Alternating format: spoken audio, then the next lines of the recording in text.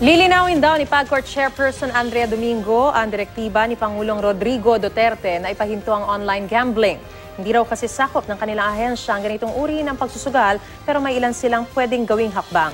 Balitang hatid ni Tina Panganiban Perez.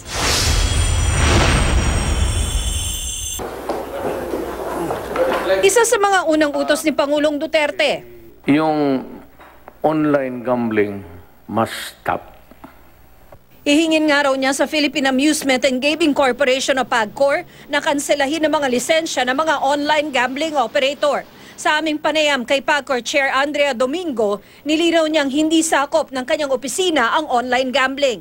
Iba raw kasi ang online betting sa e-bingo at e-games na hawak ng PAGCOR.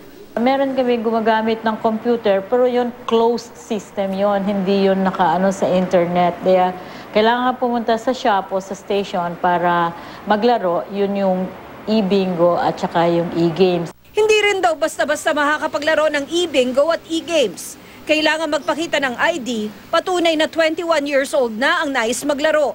Sa mga licenses ng CESA na pwede kang mag-bet anywhere you are in the world, kahit sino ka, walang restrictions. Tsaka meron din yung live streaming sa mga sabong at hayalay.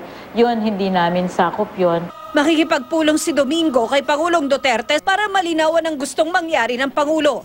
Pero sa ngayon, may mga gagawin na raw siyang hakbang.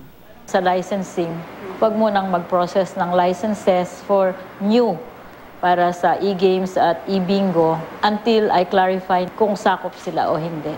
Pati po renewal? Oo, pati renewals. Sa 2015, umabot sa 8 billion pesos ang kinita ng e-games at e-bingo. Tina Panganiban Perez, GMA News.